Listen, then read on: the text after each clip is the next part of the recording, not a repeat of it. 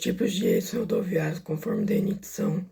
o eixo simples de roda simples, com peso bruto total de 6 toneladas, o eixo simples de rodas duplas, com peso bruto total de 10 toneladas, o tandem duplo, com peso bruto total de 17 toneladas, e o tandem triplo, com peso bruto total de 25,5 toneladas. A classificação adotada pelo DENIT para os veículos funciona de acordo com a configuração básica deles, ou seja, de acordo com o número de eixos que esse veículo é composto. Então, para essa classificação, eles adotam um código alfanumérico, no qual o primeiro algarismo desse código ele representa o número de eixos do veículo simples ou da unidade tratora. Já o segundo algarismo, caso exista, ele identifica a quantidade de eixos das unidades rebocadas, ou seja, se o veículo for rebocado, ele utiliza esse segundo algarismo. E a partir dessa classificação, vai ser possível, pelo manual do DENIT, observar qual que é o peso bruto total e a carga máxima de transporte desse veículo. Por exemplo, um veículo classe 2C, o peso bruto total é de 16 toneladas, enquanto um 3C é de 23 toneladas. As pesquisas de tráfego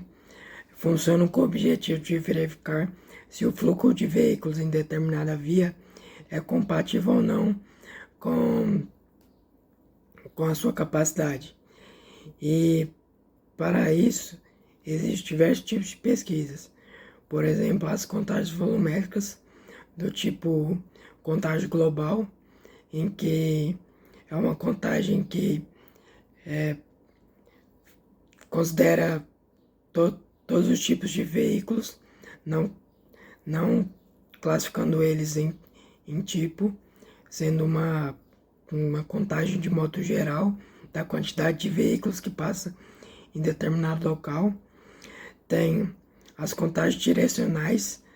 que agora separam os veículos em direção de acordo com a via. Se for uma via de mão dupla, realiza-se a contagem nos dois sentidos,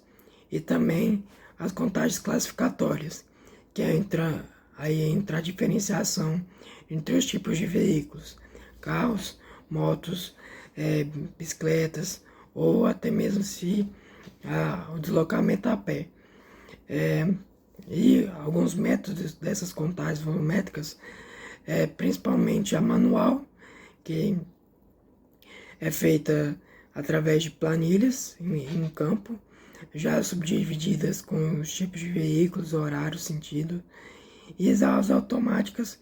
que podem ser através de câmeras de monitoramento, ou através de aqueles componentes eletrônicos tipo os utilizados em radares, em que com o peso do veículo é possível saber qual tipo de veículo passou naquele momento e realizar a contagem.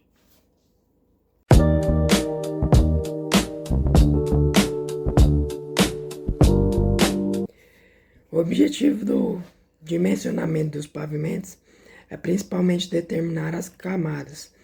subleito, reforço subleito, subbase, base e revestimento, de forma que essas camadas resistam às pressões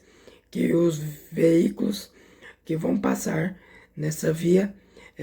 transferem a essas camadas, e assim não sofram rupturas, deformações ou de desgastes que provoquem danos a esse pavimento.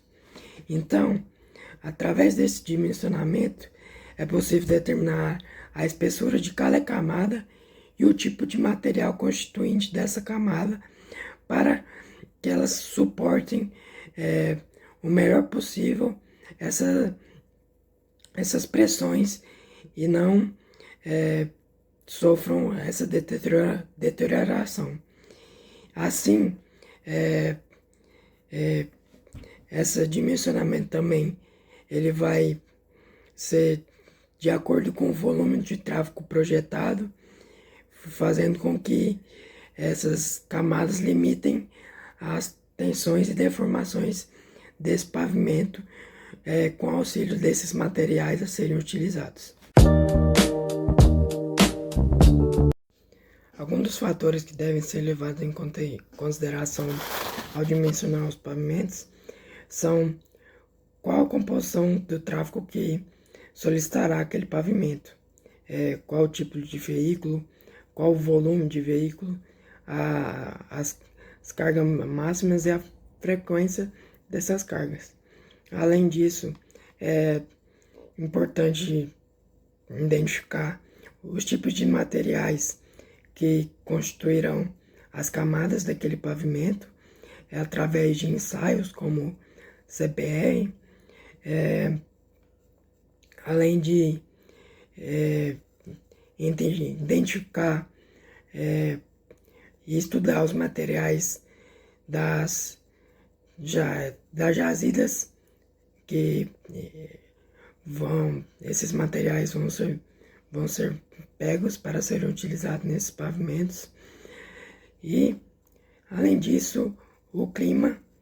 que é muito importante para a definição do tipo de pavimento, principalmente em questão das espessuras das camadas e, sobretudo, os dispositivos de drenagem. E, além disso, deve-se verificar também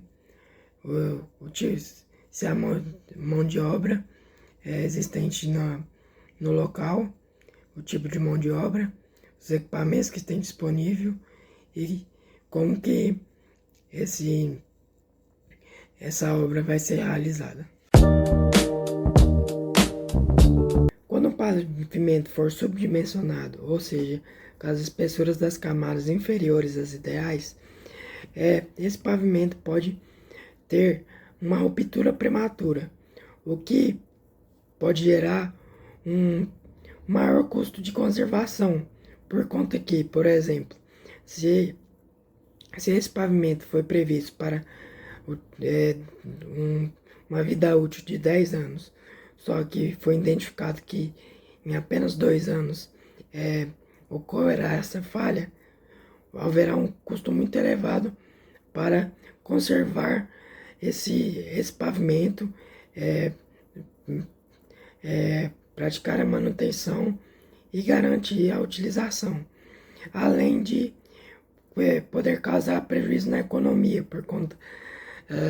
por exemplo, na paralisação das rodovias para a conservação desse pavimento. Por exemplo, no contexto brasileiro, que as rodovias muitas das vezes precisam ser reformadas e podendo afetar assim a economia.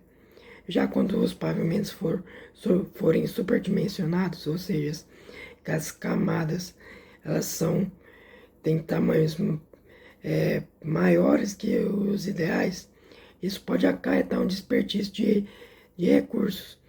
e assim acarretar também no maior custo inicial dessa obra. E no contexto brasileiro, em que há uma alta demanda, esse desperdício desses recursos pode afetar no cenário brasileiro negativamente.